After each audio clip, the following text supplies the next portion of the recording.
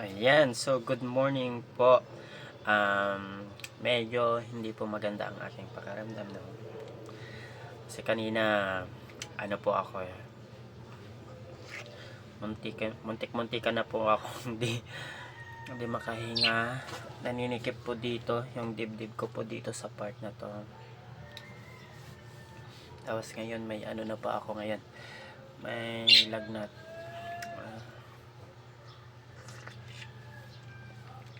So, ating pag-usapan po ngayon yung tawag dito mga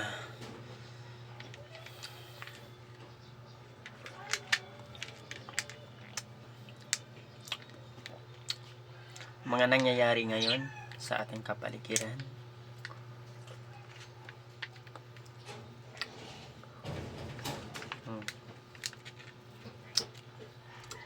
Okay.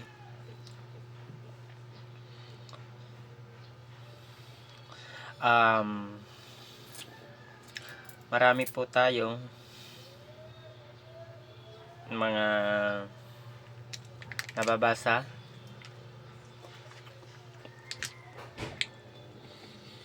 tungkol sa mga bagay-bagay na kontra sa ating gobyerno. Okay.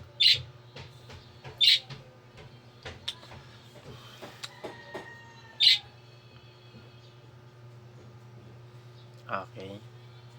So, ang bagong Pilipinas Servicio Fair ngayon ay nasa Eastern Visayas para po maghatid ng serbisyo sa ating mga kababayan po doon. Okay, check lang po natin.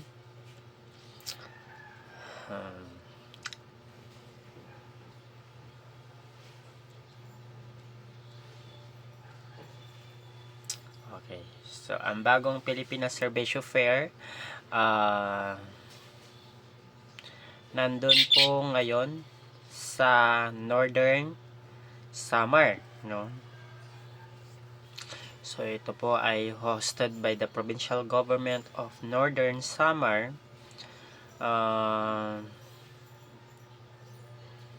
So magtatagal po to hanggang August 3, 2024, no? Sa ating nakikita po ay sa ating nakikita ay ang dami na pong mga kababayan po nating taga Northern Samar ay nagpupunta po doon sa area. Okay.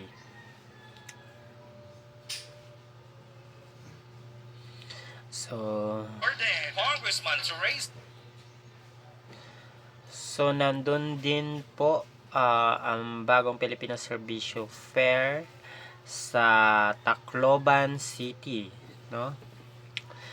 Kasama si House Speaker Martin Romualdez at syempre ang mahigit 250 members ng Kamara, mga governor at vice governor sa iba't ibang panig ng bansa, muling pagbabalik ng BPSF sa probinsya ng Leyte. Oscar Malapitan, Congressman Sonny Lagon, Congressman Eddie Bong Plaza, Congressman Lawrence Defensor, Congressman Edwin Olivares, Congressman Isidro Lumayag, Congressman Peter Calderon, Congressman Ron Salo, Congressman Wawa Fortes, Congressman Jojo Lara, Congressman El Rey Villafuerte, So yan yung mga Jose Alvarez, Congressman Wilfredo Enverga, Congressman Jojo A, Congressman Gerardo yan po yung mga Congressman Emig Pascual, congressman Mike Tan, nandun ngayon sa Tacloban. Congressman Rog Gutierrez, Congressman Peter Miguel, Congressman Alfelito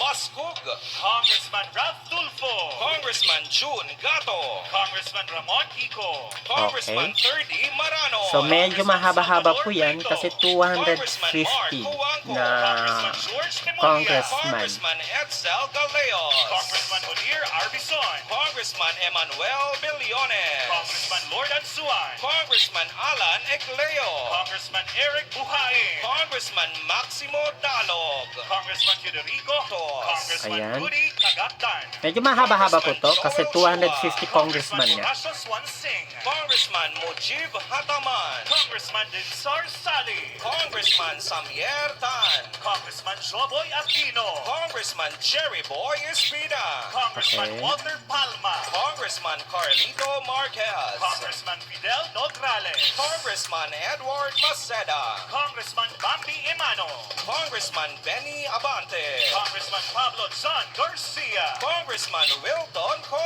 Congressman Sergio Dago, Congressman Robert Raymond Estrella, Congressman Paulo Ortega, Congressman Mark Go, Congressman Allen Manawag, Congressman Kit Pena, Congressman Luis Campos, Congressman Christian Tel Yap, Congressman Greg Casataya, Congressman Emilio Yulo, Congressman Antonio Calixto, Congressman Filimon Espares, Congressman Arnal Of course. Panaligan, Congressman Alfonso Umali, Nandun po ang aming congressman na si Calixto. Congressman Christopher De Venecia, Congressman Ricardo Co, Congressman Jack Andun din Duarte, po ang aming congressman sa 1st District sa La Union, Sandro Gonzales, Congressman Romeo Acop, si Congressman Ortega, Bonifacio Bosita, Congressman Ruel Gonzaga, Congressman Manuel Sagarbaria, Congressman Joey Salceda, Congressman Johnny Pimentel, Congressman Jed Lisay, Congressman Virginel Biron,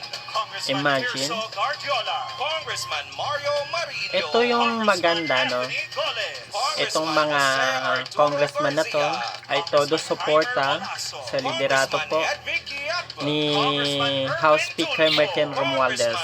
Isa lang ibig sabihin nito na maganda po ang hangarin ng liderato ni Congressman Romeo Momo, Congressman Dimsor Speaker Martin Sali, Romualdez. Congressman Alan Duhali, Congressman Jose Manuel Alba, Congressman Dan Fernandez, Congressman Poboy Tupas, Yes. Congressman Jefferson